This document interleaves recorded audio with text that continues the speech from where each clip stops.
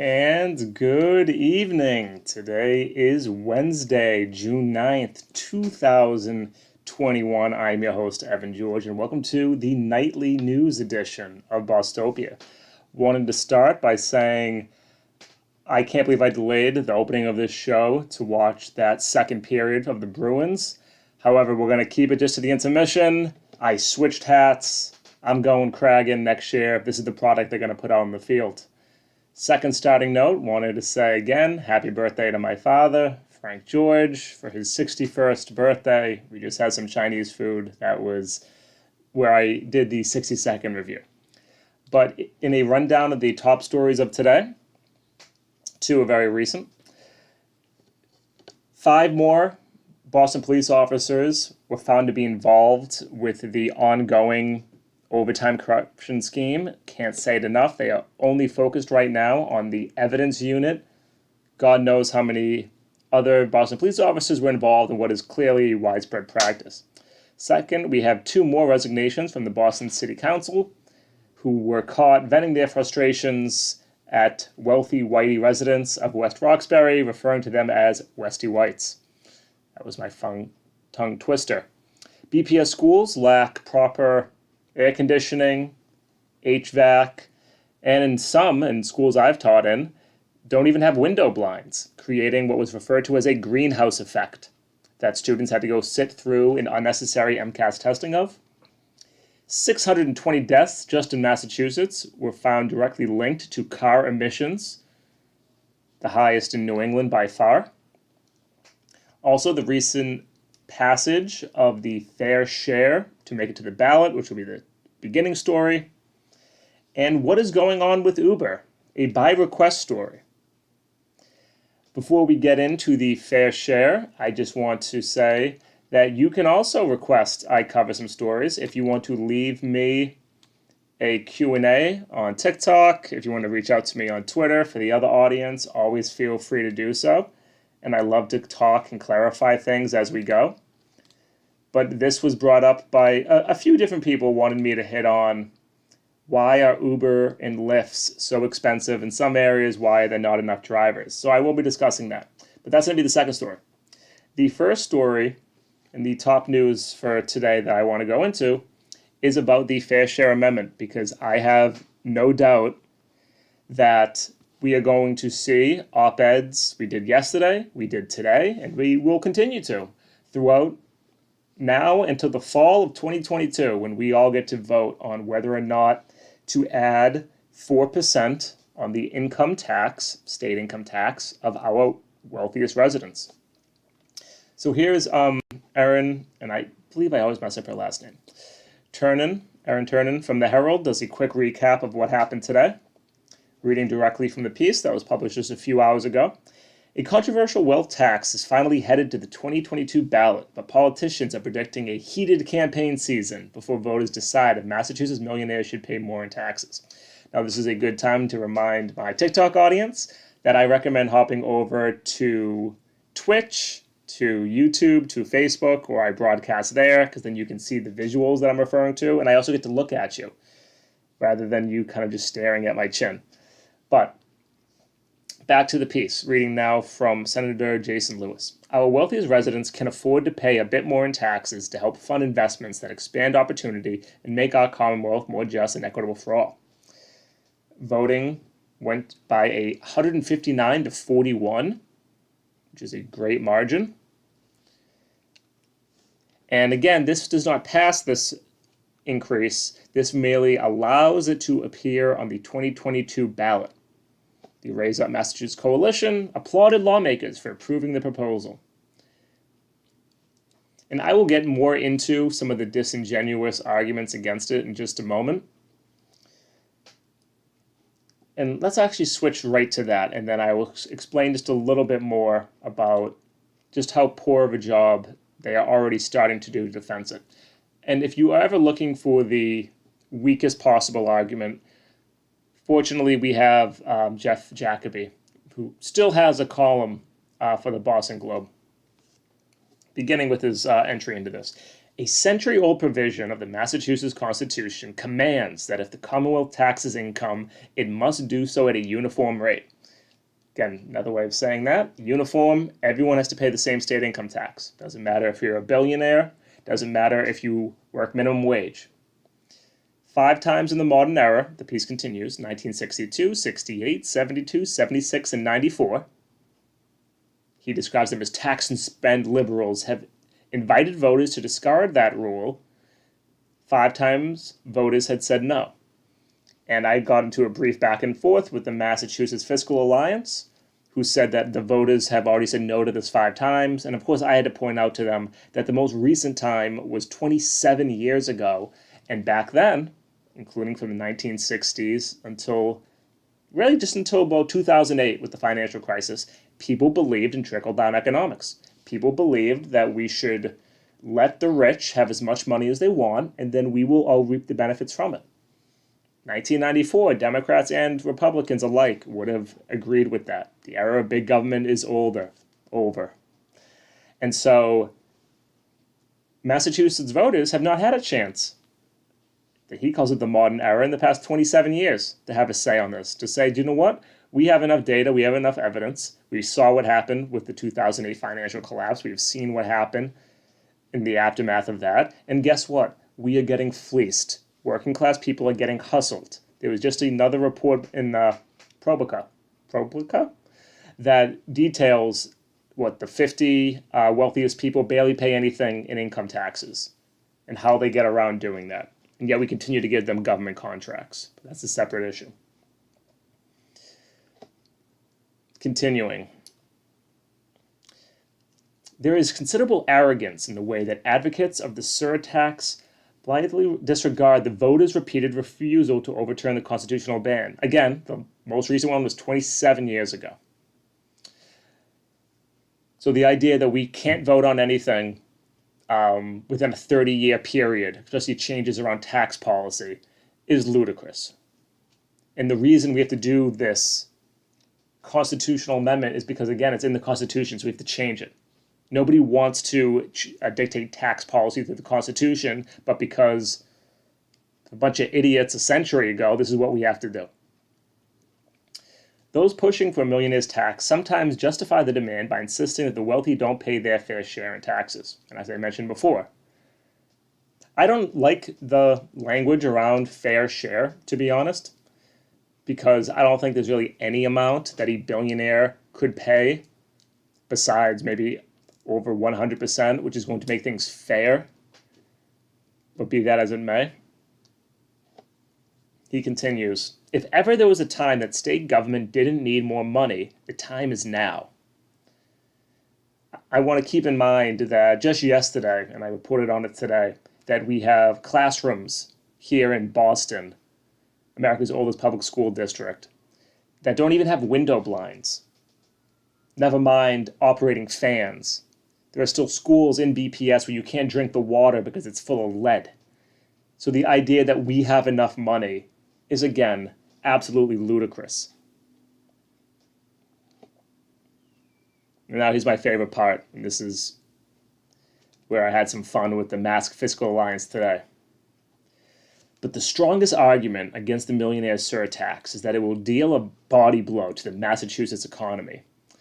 In a study released Tuesday, the Beacon Hill Institute, ooh, that sounds official, quantified the effects that will be caused by out-migration, the relocation of Massachusetts by businesses and high-income individuals that will be a consequence of a steep new surtax. And now we have to pause there because that sounds really official. That sounds scary. They did a study and they quantified the effects. And this is an argument that you hear every single time that people bring up the concept of taxing the rich, which is, if you tax the rich, they will leave.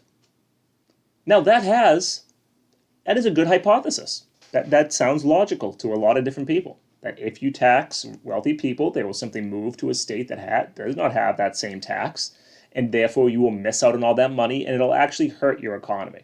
I think that is more than a fair question. I don't know, maybe 80 years ago. But since that point, we have more than enough evidence to show that that isn't what actually happens. So first, what is this study that he refers to? because it's from the Beacon Hill. That sounds super serial. And here it is, the Beacon Hill Institute. Economic methods applied to current issues. Wow, these people must know what they're doing. A new study by the Beacon Hill Institute finds that the proposed millionaires tax headed for the Massachusetts ballot will likely harm the state's economy with loss of jobs, investment, disposable income. Again, wow, that sounds serious. So now, what was this study? How did they do it? Oh, here it is. The economic and fiscal effects of a proposed millionaires tax in Massachusetts by the Fiscal Alliance. If you ever want a fun read, look up Massachusetts Fiscal Alliance donors and see what you find.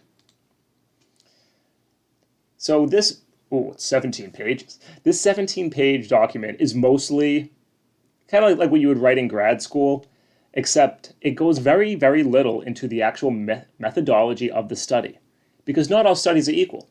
I can poll my mom and say, am I the greatest boy in the world? And my mom will say yes, probably. And then I can say, according to a study, I'm the greatest boy in the world. And so you always have to look at the methodology. Whenever these people are saying, well, a study said this, okay, well, who did the study? Do they have a financial investment in it? Meaning, where do they get their money? And also, what methodology did they use to come to that conclusion? And so for this study, and you're going to hear this from now until the fall of 2022, so let's all get used to it again, from the Beacon Hill Institute, I'll say the name just so everyone keep an eye out for it, the economic and fiscal effects of a proposed millionaires tax in Massachusetts. And how did they come up with this, that it's going to hurt the Massachusetts economy? As I quickly scan to find when they talk about their ideology. Let me increase this. Ba-ba-da-ba. Come on, where are you?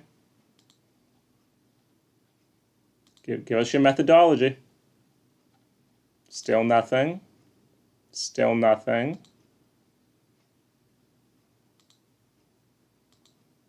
Oh my God. Come on. Where'd you find it?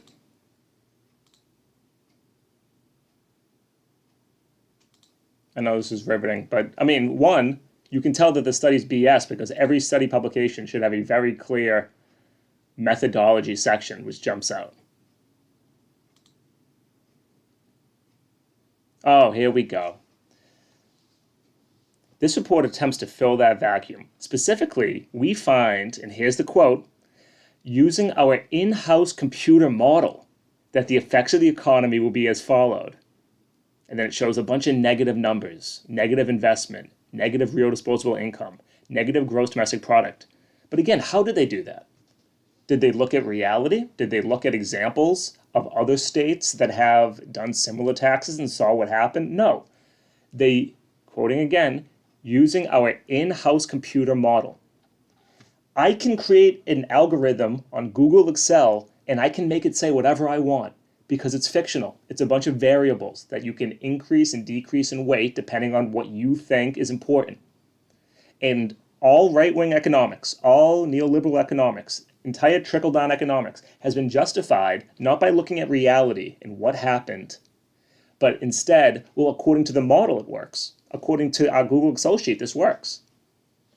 And so whenever you see that someone's study was done because of a computer model, it's BS. It doesn't mean anything because it's not based in reality. It's based on what they think reality should look like on a Google Excel sheet. So what does happen? I went through this one yesterday.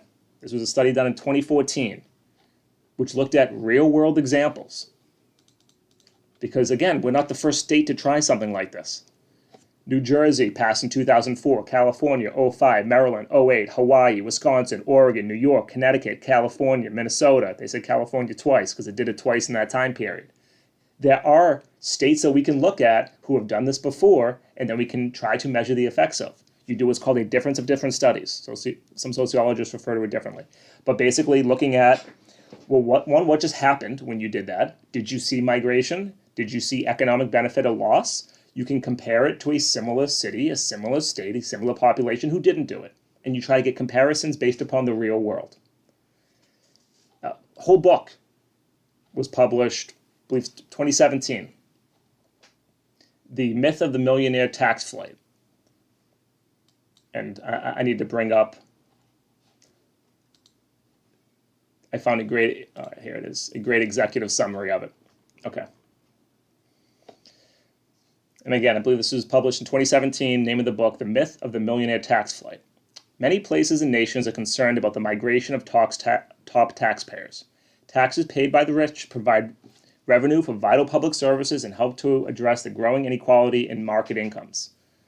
However, millionaire migration, the flight of the largest tax players, can drain state revenues and set off a race to the bottom as states try to woo the richest and ever lower tax rates. And again, this is a perfectly fine hypothesis to have, as this author introduces. If we tax the rich, what happens? Do they leave? Does it hurt us? Or do we benefit? And as you can probably tell by the title of The Myth of the Millionaire Tax Flight by Christabel Young, I haven't read it. I'm looking forward to it. I think I maybe saw a podcast or two that she was on. They found that this generally does not happen. In reality, it does not happen. And so how did they do their methodology? Did they use some computer model? Did they also do an algorithm? Data and methods. This is all just from the introductory paragraph. I'm sorry, the introductory chapter of the book.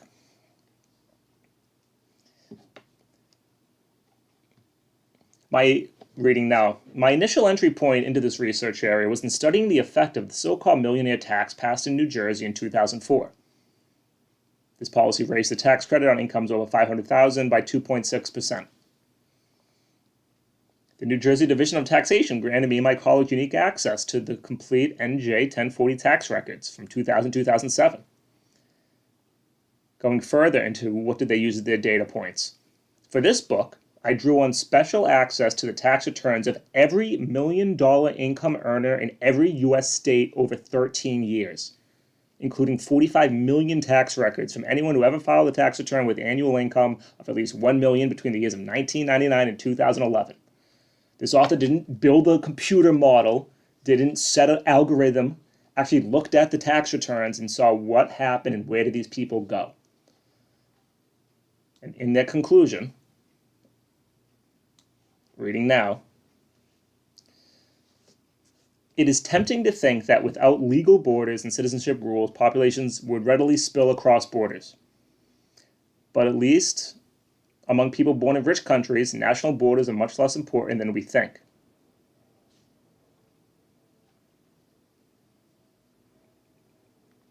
Hold on. That was actually not the paragraph I wanted to hit. Here it is. I emphasize that human capital. Let me back up. This chapter is about understanding why place is important and why mobility, especially for those at the top, is less appealing than we often think.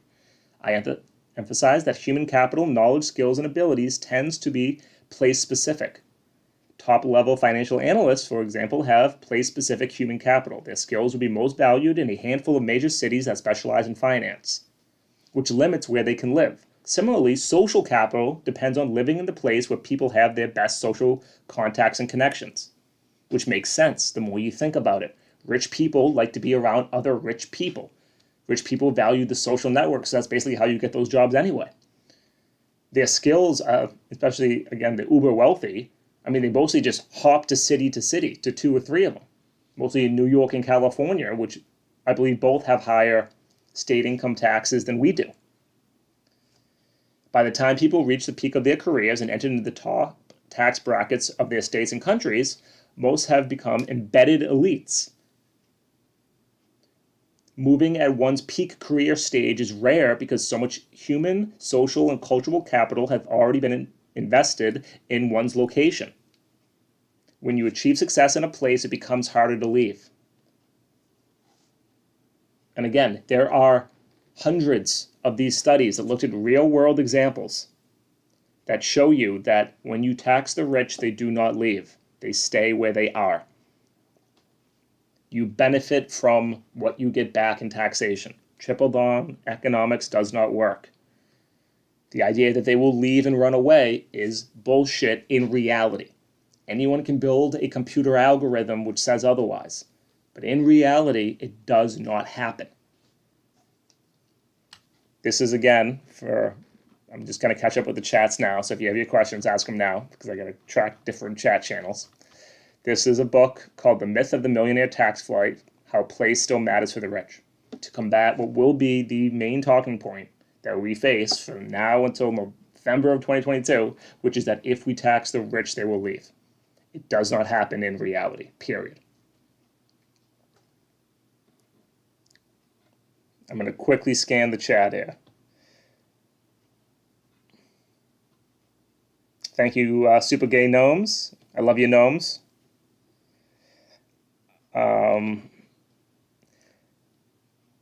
The quality of life questions you're asking me is a little tough for me to do study to study. I can just tell you what they are across the United States. My solution is to democratize all the workplaces. And okay.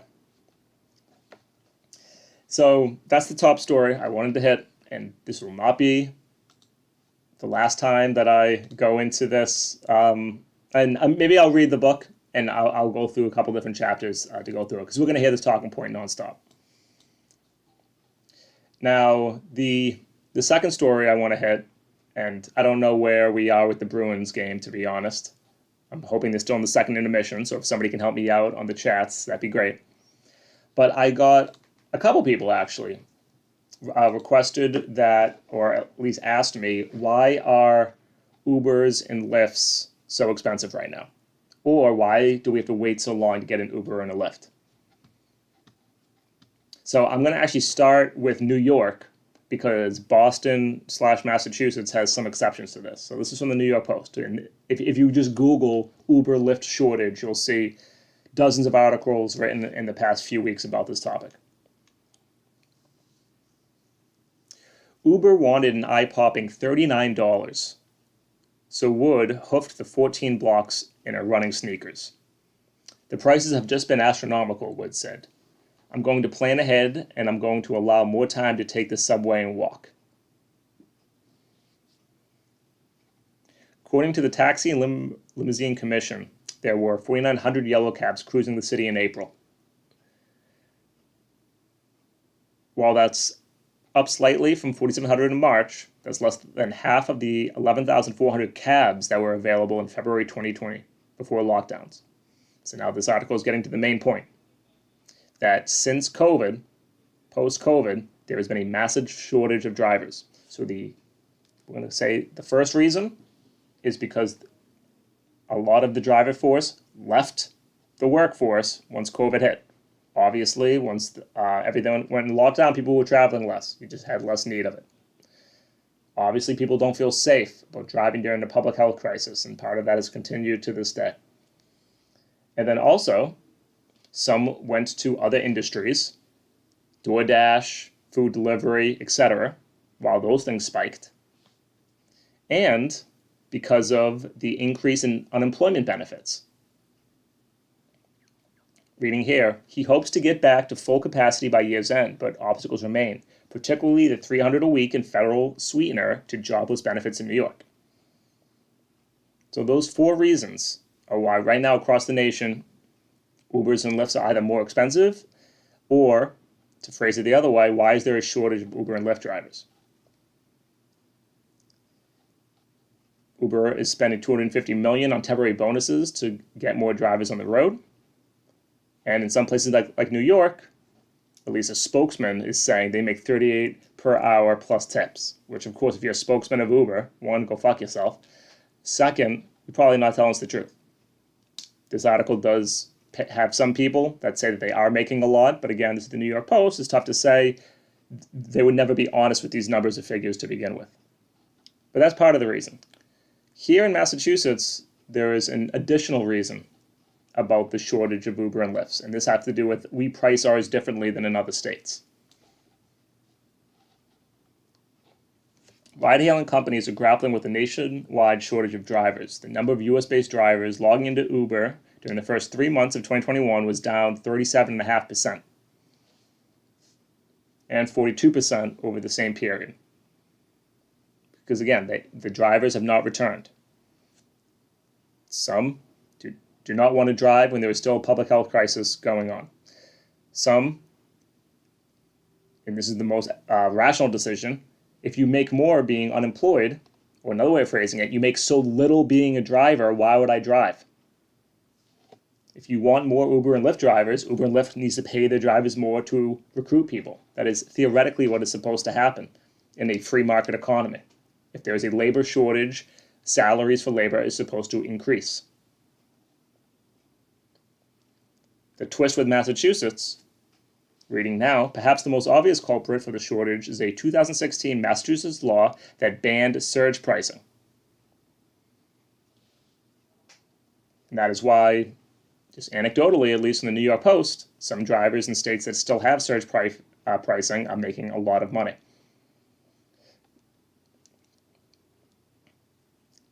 Now, outside of those factors, the big question mark, and this is true for a lot of things in this country, is what's going to happen at the end of September.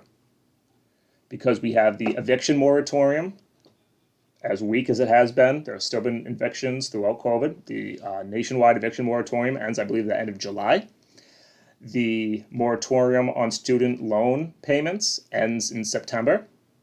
The additional $300 a week from the federal government, some southern states are axing it early, while others will continue to take advantage of it. I believe that also ends in September.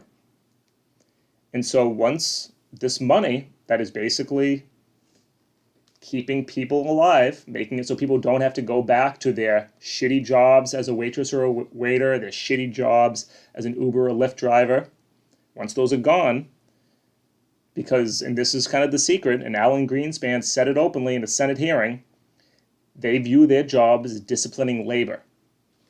Because all of us in this system, unless you own land and you rent it out, or you own a business and you hire employees to do the work and you make your profit from their labor, all of us have to sell our labor to get food, to get shelter, to get health care. And so, again, as I said, Alan Greenspan, who the Federal Reserve Chair, said they view their job as disciplining labor, of making it so you will starve, you will be homeless unless you voluntarily sell your labor to these companies. And they want to keep that price as low as possible to squeeze you. So if Uber and Lyft start giving $40 per hour guaranteed healthcare benefits, you'll see more Uber drivers and Lyft drivers. I mean, Uber and Lyft don't make a profit anyway. They're tens of billions of dollars in debt, so who cares at a certain point? But again, that's not the point. The cruelty is the point. The discipline of labor is the point. So for the people who asked me to cover that, that's why you got to wait so long for an Uber and a Lyft. I want to see if I can quickly find you how long it's taking. And again, to another anecdotal point about how much they're making right now. Stephen Levine of Lynn, who started driving for Uber full-time in 2015 at a base rate of $1.24 per mile. That same rate has now decreased to 66 cents. So, according to New York Post, some drivers are making more in New York. According to this, drivers here in Massachusetts are less. And I thought I quickly, when I scanned this, saw a wait time for Massachusetts, but maybe I'm mistaken. Oh, here we go. Nowhere is the problem more acute than in Boston. The average wait time for an Uber in Boston this spring is 40% longer than Philadelphia, 147% longer in New York City. Again, according to a company spokesman. So, I don't know. I can't really trust a company spokesman, but I believe it. So I've not taken an Uber in God knows how long. I've taken the T, but that's about it. But okay. I hope that was helpful. I have to imagine the third period has started. As you can tell, I'm wearing the Kragan hat is my demonstration of anger for the Bruins. I took my Bruins hat off. I can't celebrate that pathetic performance of the second period. So we'll see what happens. Thank you all for hopping on. I do not know top of my head about the Bell Ringers Guild, but if you want to shoot me a DM, that would be awesome. More information. Besides that, please continue to support the show wherever you find it. Like, subscribe, follow, tell your friends about it. If you're my TikTok audience, I obviously love you. I would recommend following me on Twitch or YouTube so that You can see the live, and I do videos. We have a lot of great videos. It was a crazy Boston City Council hearing, it sounds like, today. So we'll probably do that maybe tomorrow. Tune in for that. And everyone, take care. And let's see what the bees got. But I'm not banking. And for some reason, I apologize if the bit frames are off. I'm getting all these